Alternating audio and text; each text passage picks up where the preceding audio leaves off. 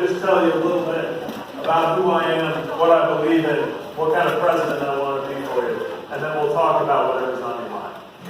But first, I just want to say that we're in a moment that I think is going to call on all of us to recognize the responsibility we have to set the course for the future of this country. Every election is big, but this one is bigger than ever. And it's not just big because we have, let's say, an unusual president at the moment, although that's a challenge.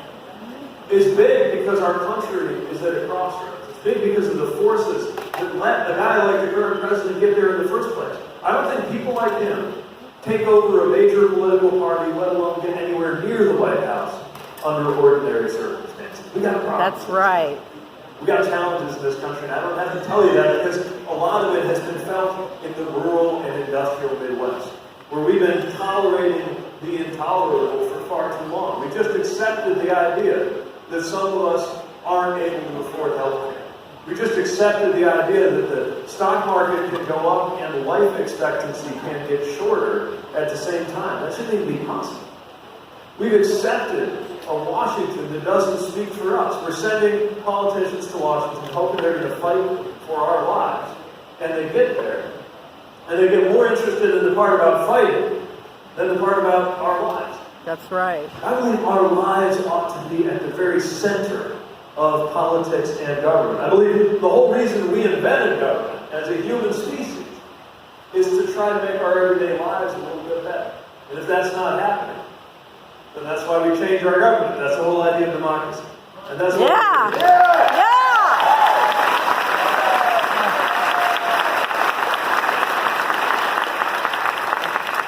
I seek to be an American president who pulls the American people back together at a moment when we are dangerously, and I mean frighteningly, divided and pitted against each other. We feel it in our communities.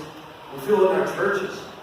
We feel it in our families. I'm already wondering about what Thanksgiving is going to be like this year.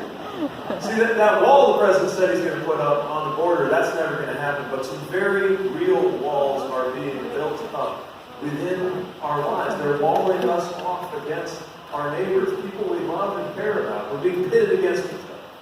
Like the only way I can win is if you lose in life. And that's just no way for the greatest country in the world to move forward. We do better. That's right. Amen.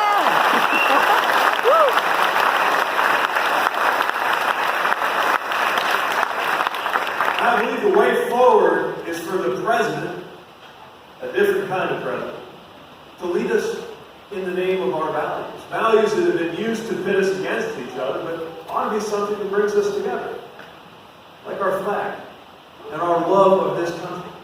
Because our love of this country is something that all of us have in common, and we should never question somebody else's love of this country just because they have a political idea that's different from yours or mine.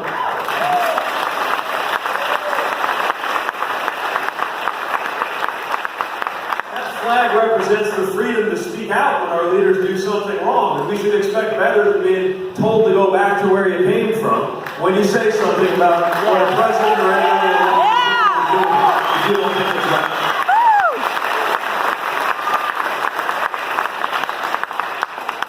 Really loving this country means really protecting each other, and that's going to take some courage.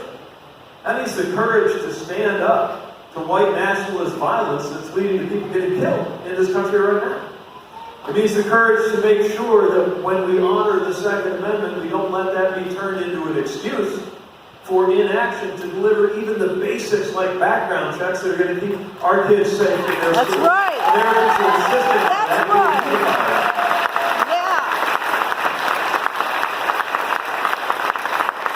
Caring about our country, caring about our troops, means putting an end to endless war and insisting that Congress step up. When I'm president, anytime there's an authorization to use force, it's going to have a 3-year sunset. And Congress will have to vote for anybody to stay there. Because if troops have the courage to go overseas and fight for this country, then members of Congress ought to be able to summon the courage to take a vote on whether they ought to be there.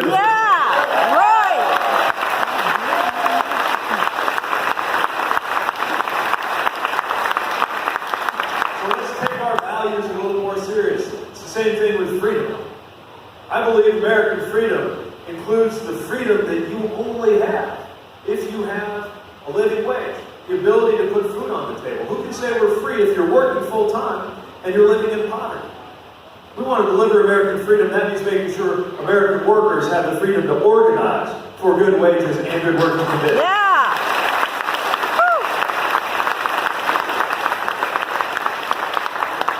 It means the freedom that comes from knowing that your health is not going to bankrupt. That you will never have to choose between groceries and prescription drugs to keep you alive and healthy on this earth. That's why we need Medicare for all who want it, a plan that allows everybody to access a public alternative for healthcare, but doesn't tell you what's best for you. If you like what you've got, fine, you can keep it, but I want to give you a better opportunity and then give you the chance to vote with your feet and take those. Yeah.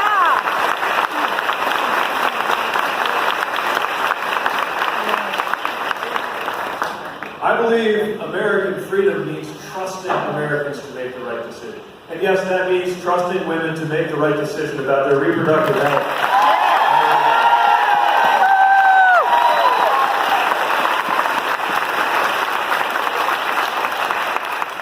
And it means that no government official, from a vice president to a county clerk, can tell you who you ought to marry. You ought to be able to figure that out for yourself.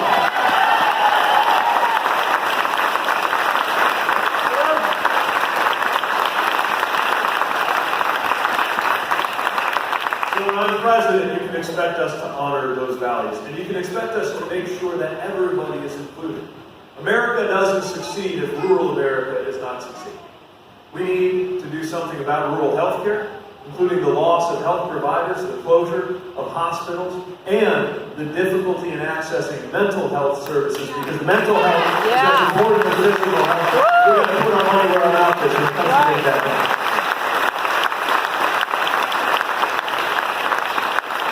It means economic growth. We're going to, when I'm president, make sure that our economic strategy lifts up every part of the country. And while we do have a challenge with China, and I will be standing up to China, especially in the way that they treat people advocating for their own democratic rights. And they need to know that they have a friend in the United States. Yeah. At the same time, what I'm not going to do is have our China strategy come down on the backs of American farmers and ask them to take one for the team. Yeah. Well, we can do a lot better by what we work so hard to feed the world and feed this country. Nor will there be giveaways to oil and gas companies calling them so-called small refineries. Oh, yeah, right. And folks are getting killed in the ethanol market. We do that. What you can expect is a head of environmental protection who actually believes climate change is a problem and summons America, including rural America, to be part of the solution, because this only works if all of us are doing it. And that means not only encouraging, but paying farmers when we are asking them to adopt new agricultural techniques like cover crops and soil management. If we're going to get this deal done, everybody's got to be part of that. We've got to summon the entire American people to be part of that. Yeah. Yeah. One more thing you can expect from me as your president, a Secretary of Education who believes in public education.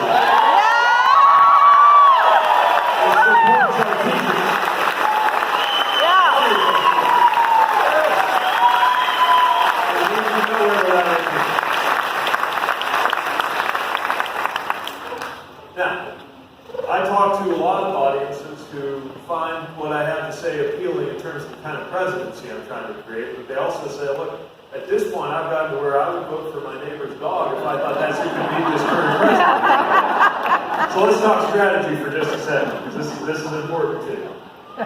If we want to win, we can't just say we're going back to normal. Because normal didn't work. We wouldn't be here if normal was working. We got to show we understand the future needs to be better than the past. Democrats can't take us back to the 1990s any more than Republicans can take us back to the 1950s. We need to make sure that the future works for all of us. Yes. Yes.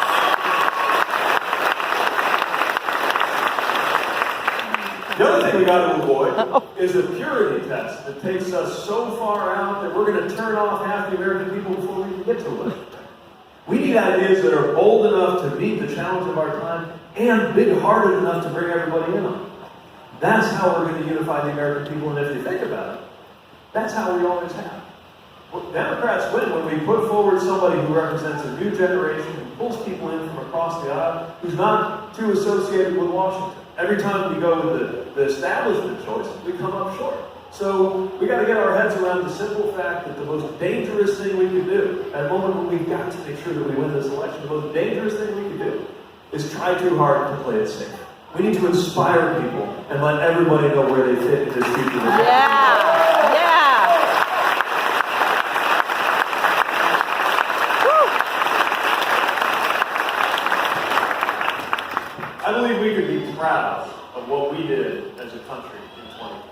I want to be able to have kids one day and look into the eye in the future and tell them that we did what it took. They're going to ask us some tough questions.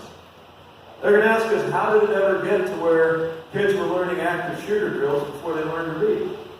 And we're going to tell them, we're sorry it ever got there, but let me tell you what we did in 2020 to summon the courage to make sure that no child had to think about their life safety when they were just going into class.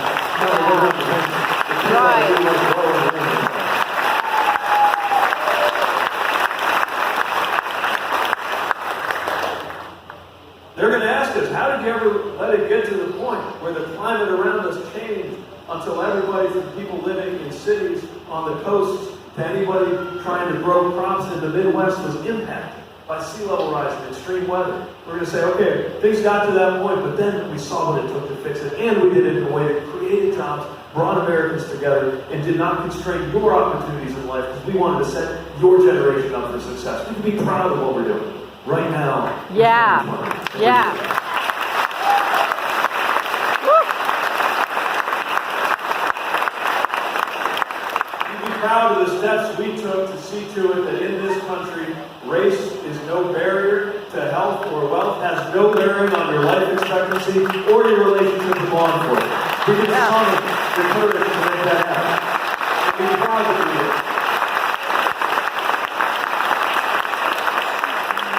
We'll be proud when we set up an economy where a rising tide actually does lift all boats instead of just going to a handful of people. That is the future that we should be creating together. And that's what I'm asking you to be part of.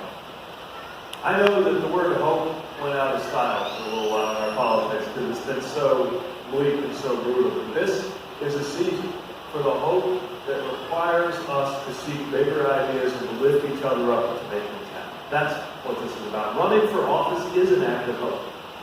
And so it's taking time out of your morning to be with somebody running for office. So I'm thankful to you for expressing that confidence in what it's going to take to move this country forward. And with that, I don't want to be talking at you the whole time. I'm eager for a conversation. So that's it for the monologue. Let's have it out.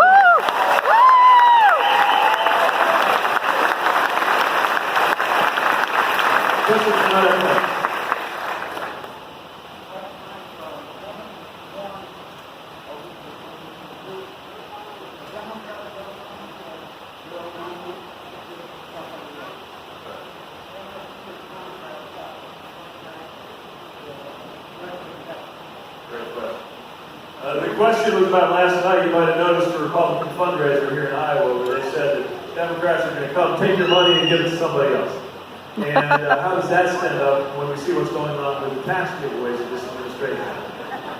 Not to mention what it's doing to the deficit. Remember when Republicans cared about deficits?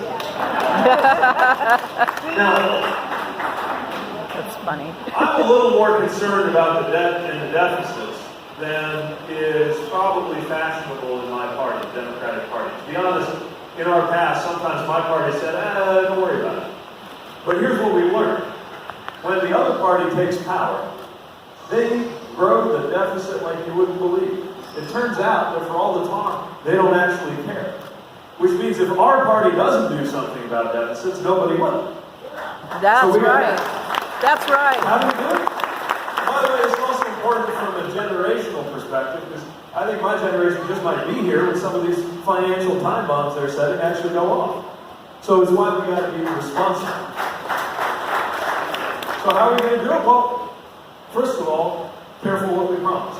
I believe passionately in making sure that we're making more investments in infrastructure, in education, in health. But you're not going to see me making a promise that we can't keep. I believe, for example, that cost should never be a barrier to going to college. why I want to increase Pell Grants and make sure that you can leave college debt-free. If you're a low or middle-income student, if you're a working American and the cost of college could get in the way, we're going to fix that. But if you're among the wealthiest, you can probably go ahead and afford to pay tuition. So I'm not going to promise to wipe out all the classes. Some people can take care of themselves, and I'm going to let them because I'd rather use those funds for something else, and I'm not going to make a promise I can't keep. Yeah. Yeah.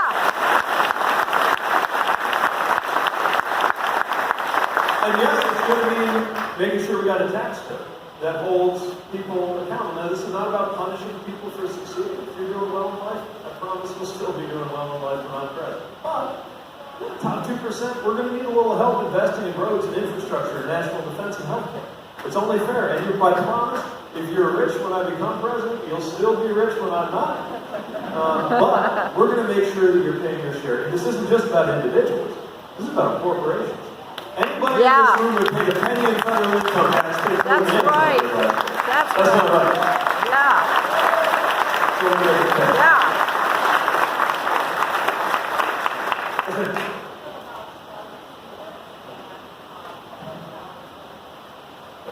Question about public dollars going to charter schools. So the idea of charter schools is supposed to be that they cook up new innovations and ideas, and then those go through the whole traditional public school system. It's an appealing idea, but a lot of times we see something different, especially when it comes to these private for-profit charter schools, which is what actually winds up happening is they suck dollars out of the system, and they make the traditional schools even worse off. It's why I don't think that for-profit charter schools have a role in the future of American education.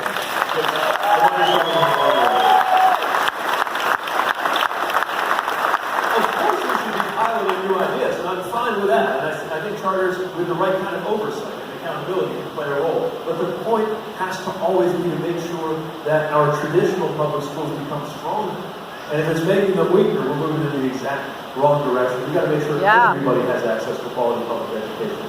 And that includes supporting our teachers, because it won't improve without us treating the teaching profession like the critically important profession that it is. Honoring them a little more like soldiers, paying them a little more like doctors. Yes!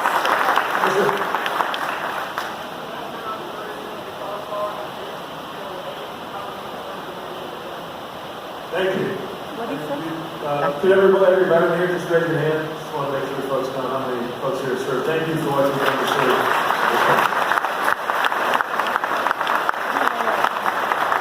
And the question, if you could hear it on the other side, is as a veteran, what do I think about the Iran deal, the JCPOA, what's going on right now with the Iranian aggression? So right now, as they have been for some time, Iran has been up to a lot of tricks in that region. They've been financing different kind of terror groups in the area and clearly playing a role in regional instability. The problem is the hardliners in that government got a big gift from this president when he pulled out of the nuclear deal. The nuclear deal was not a favor to Iran. It was a way to stop them from getting nuclear weapons. And when we knocked over that domino, when the president pulled us out, it set off a chain reaction that we're now seeing in the region with things like a drone strike on a Saudi oil field and tensions ratcheting up week by week by week. As a veteran, I think a lot about just how hard it is to end the war. This week marks 5 years since I got back from my tour in Afghanistan. And I thought I was one of the last troops turning out the West. The other day I was messaging some of my friends who are still there, or they've gone back for a second or third tour just since the time I was there. And it's a reminder of just how hard it is to resolve an international conflict, which is why in the case of Iran, we've got to do everything we can to make sure that one doesn't start. Now, we're doing it with fewer and fewer cards in our hands because of this pressure. But I believe that with the right combination of pressure, international alliances, and a long-term strategy, we can take small steps that lead to bigger steps toward containing Iran. I'll say one other thing. The less dependent we are on fossil fuels, the less we're going to get sucked into the Middle East to begin with. There's one more reason why we need independence.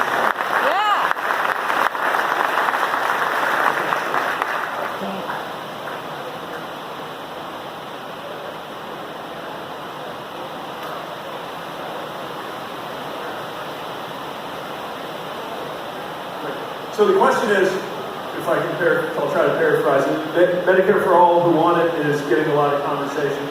We're hearing less about the costs, including everything from lawsuits to drug prices, and drug prices that are running away. So we're going to be releasing new ideas every couple of weeks on our healthcare vision, because you're right, Medicare for All who want it is a big part of it, but it's not all there is to the story.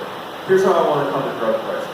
First of all, there has to be a cap on out-of-pocket costs, because people are paying way too much, even when they have insurance.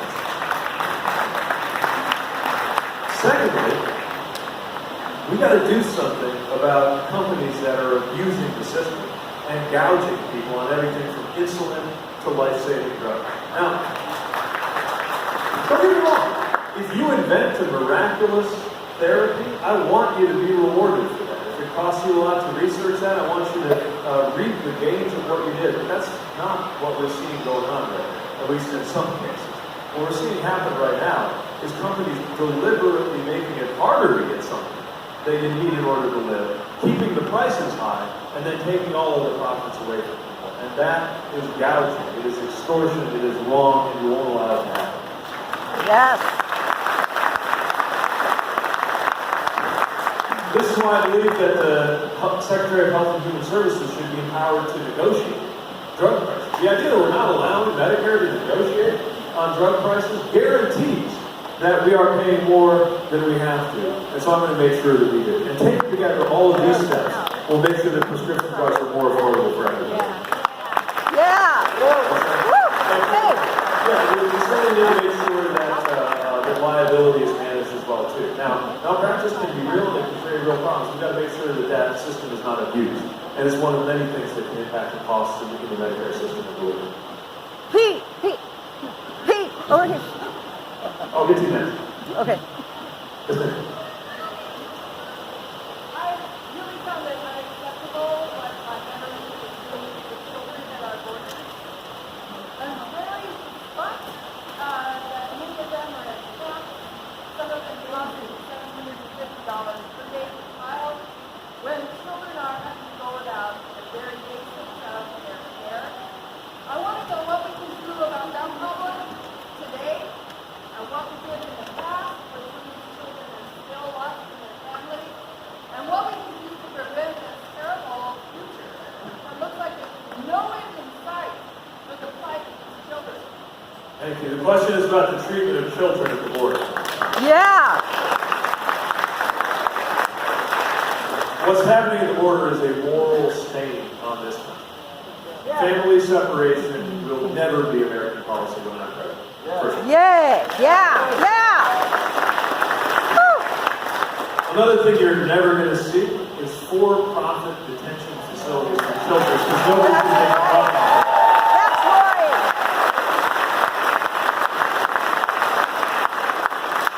Family reunification will be a priority for this administration because people have been waiting too long when they got caught up in that system. We have a moral responsibility to fix what was broken there. And we need bigger picture reforms. We need to make sure that the border is managed in a way that matches our values as well as our laws. We need comprehensive reform.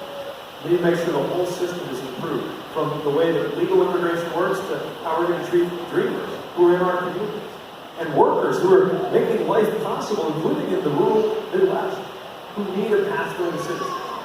And when we do all of that, we also got to look for the long run at a foreign policy that makes sure people can prosper in their own countries. Because we have far too many people fleeing to our border because their lives depend on it. We want people to be able to succeed and live wherever they are. That's in our interest, as well as in the right thing to do. Yeah.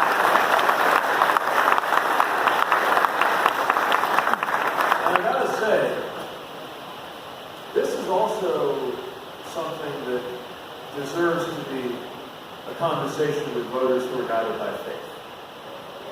Because we are called, and don't get me wrong, I speak for people of any religion and of no religion equally. That's a very important principle.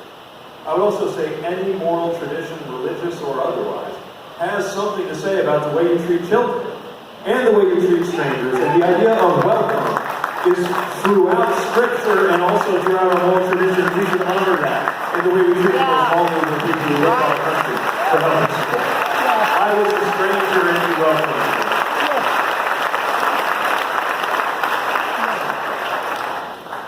After the last election, and a lot of people feeling like their individual vote didn't count, what are your thoughts on eliminating the Electoral College? Great question. Question is, after the last election, a lot of folks wondering whether the votes even counted. How can we have reforms? What do we do about things like the Electoral College? Call me simple-minded here, but here's what I think.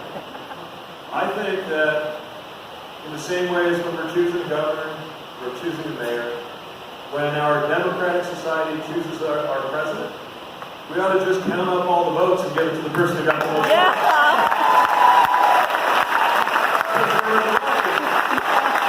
At least we want to be in line. And by the way it is now, that doesn't help small states, it just helps certain states. And the biggest impact the Electoral College has had in our lives is that twice the American people have been overruled. And it got us different presidents than the American people picked. That's how it matters in our lives. People are still going to campaign across the country when we run campaigns the other way. You know how you can tell? Because that's how we pick governors. And when you're running for governor, you go to small rural communities and you go to big cities. The same is going to be true in presidential elections. I just think our presidential elections ought to be run according to the democratic principle that when you convince the highest number of Americans to support you, you get to be president. Yeah. Yeah.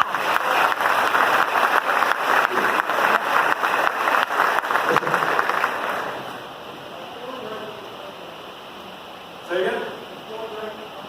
Oh, interesting. Well, is forward right to pardon this?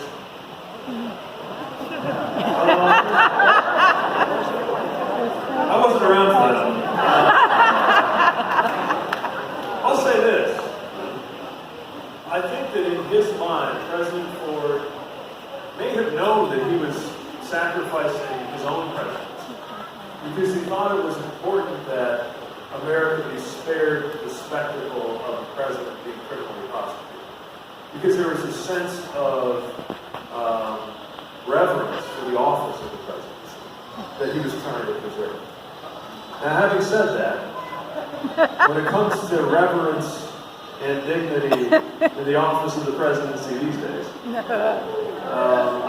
it is clear that when there's no accountability, when there's no understanding that the president is not above the law, shocking things happen. And what is being done to the presidency right now is hurting the entire country. We need the presidency to be something we can all respect. Yeah. Part of how we know we're going to succeed, part of the conversation I want to be able to have with my kids one day is to be able at some point to say, when my kids ask me about the president and what they're doing, for me to be able to say, well, you know, the president's from a different party than I am, and we have a lot of disagreements, but we should also all be able to agree that that's a good person upholding an office that we can all respect. And even though I don't agree with her, I respect what she's doing and the kind of person she is. That's the way we got to move forward. And accountability is a little lost part of how we do it.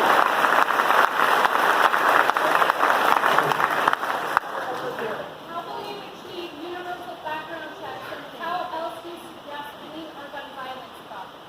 Thank you. So, universal background checks, red flag laws that disarm domestic abusers and people who represent an extreme risk, an end to the new sale